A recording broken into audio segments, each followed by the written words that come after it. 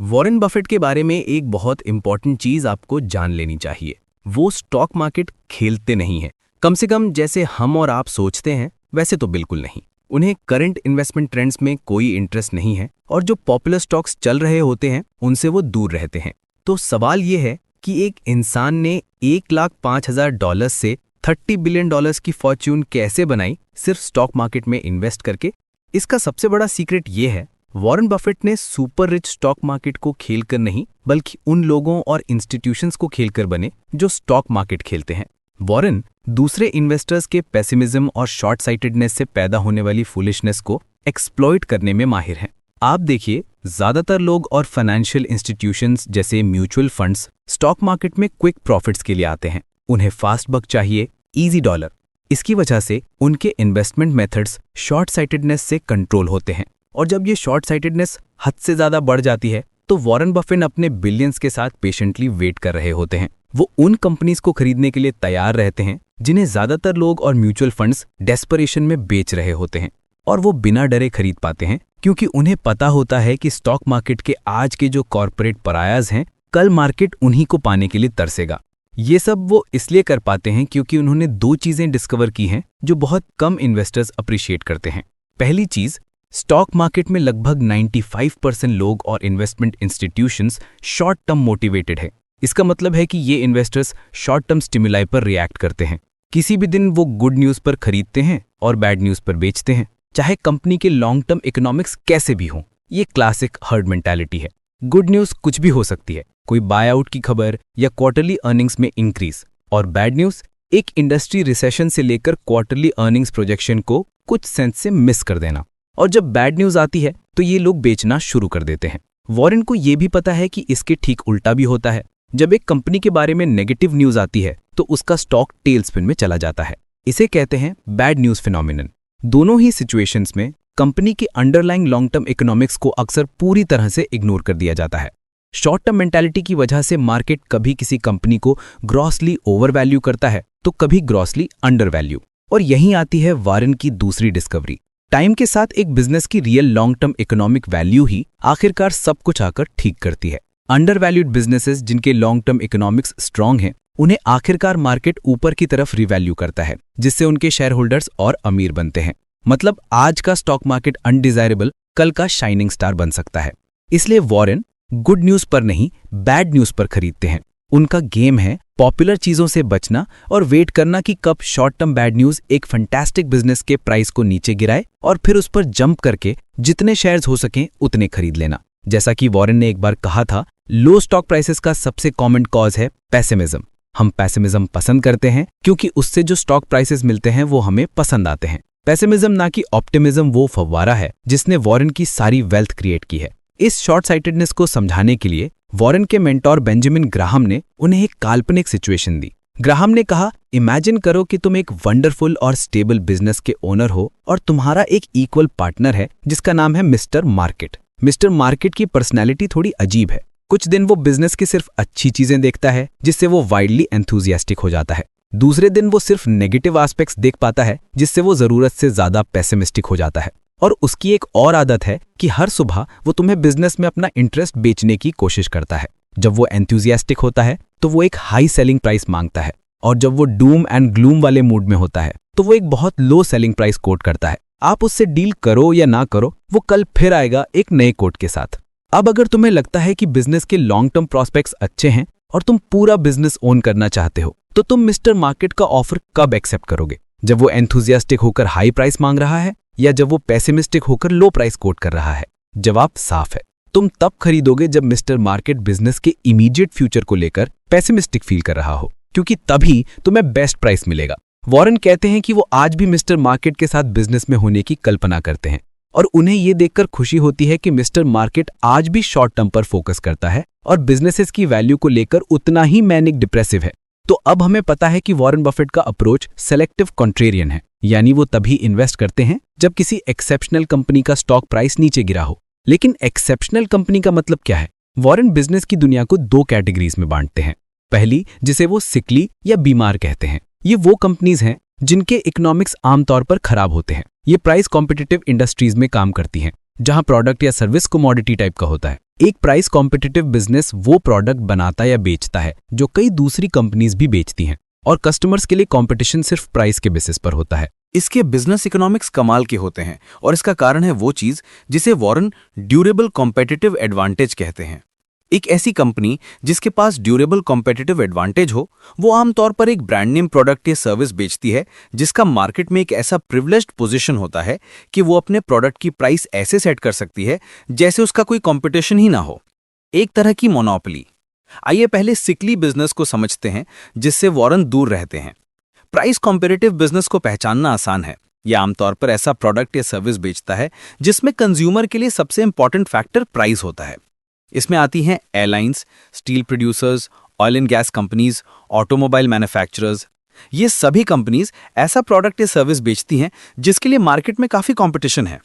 लोग gasoline brand के basis पर नहीं, प्राइस के बेसिस पर खरीदते हैं। एयरलाइंस में जिस एयरलाइन की सीट सबसे सस्ती होती है उसे सबसे ज्यादा बिजनेस मिलता है। जनरल मोटर्स और फोर्ड लगभग आइडेंटिकल ट्रक्स बनाते हैं, लेकिन अगर फोर्ड ट्रक काफी सस्ता है तो आप शायद फोर्ड ही खरीदेंगे। प्राइस कंपटीशन की वजह से इनके प्रॉफिट मार्जिन्स कम होते हैं।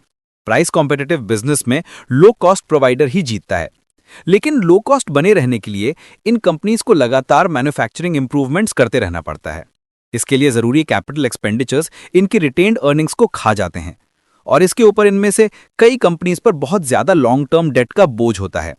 साल 2000 में जनरल मोटर्स पर लगभग 136 बिलियन डॉलर्स का लॉन्ग टर्म डेट था। ये उनके 1990 से 2000 तक के टोटल अर्निंग से भी ज्यादा था। सोचिए, जीएम ने पिछले 10 साल में जितना भी पैसा कमाया उससे भी वो अपना लोन नहीं चुका सकते थे। ऐसे बिजनेस में आपको एक सीरियस रिसेशन में क्या हाल होगा ये सोचना मुश्किल नहीं है।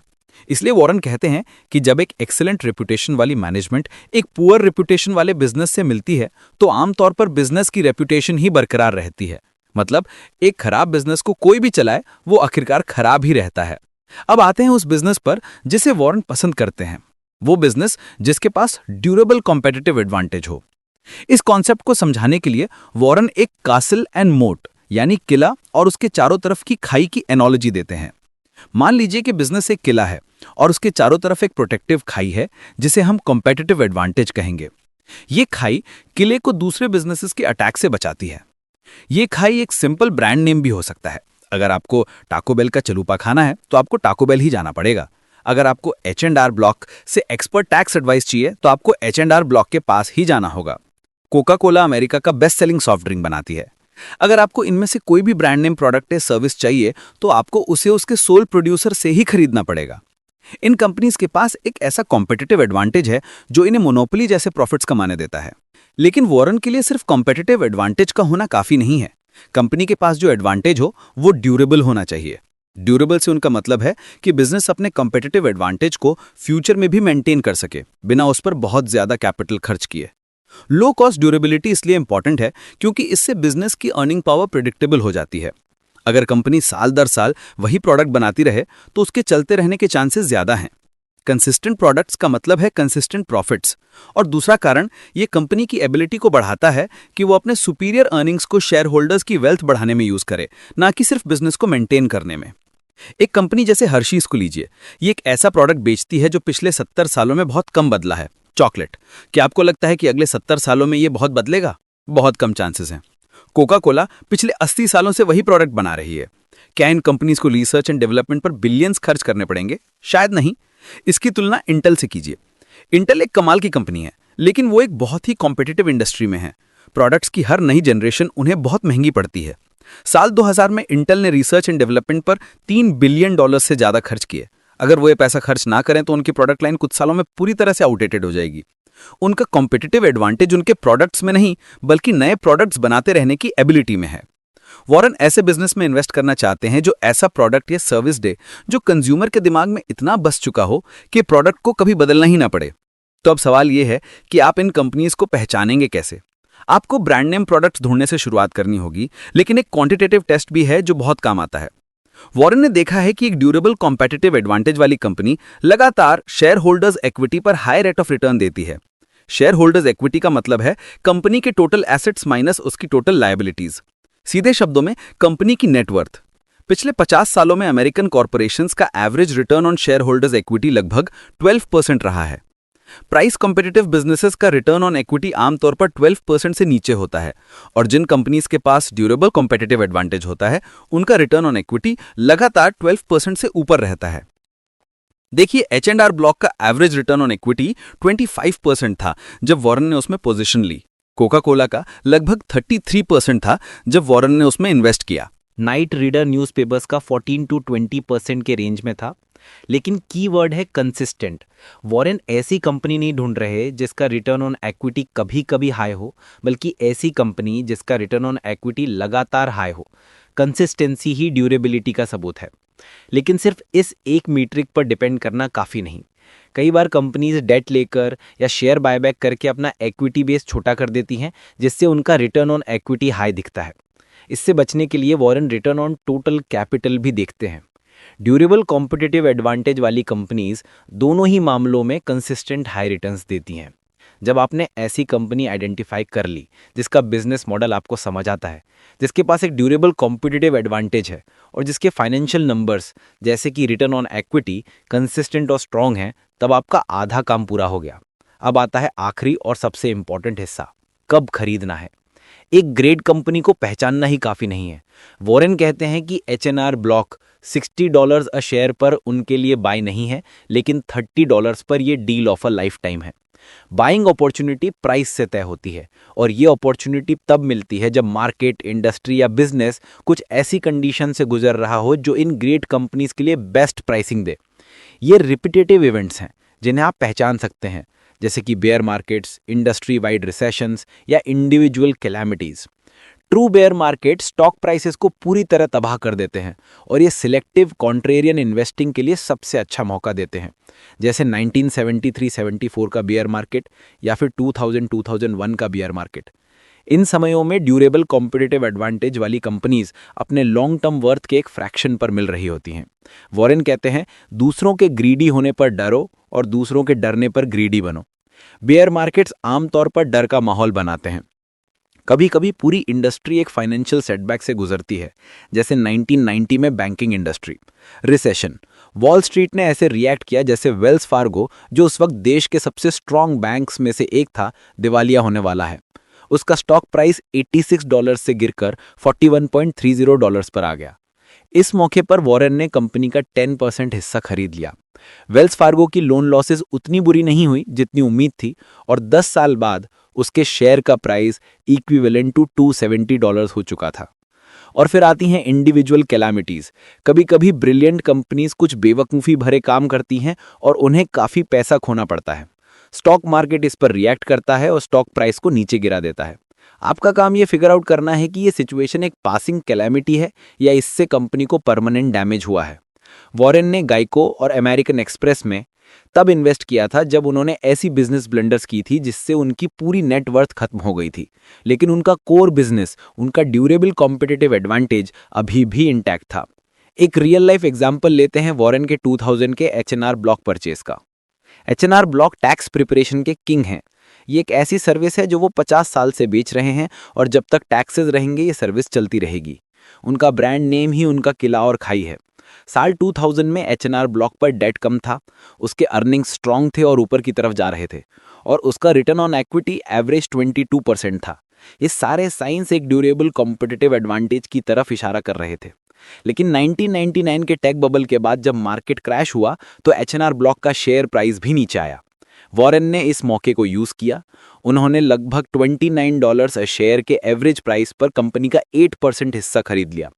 उनका इनिशियल रेट ऑफ रिटर्न लगभग 9% था, ऐसे बिजनेस में जिसके अर्निंग्स पिछले 10 साल से 8.2% एनुअली ग्रो कर रहे थे।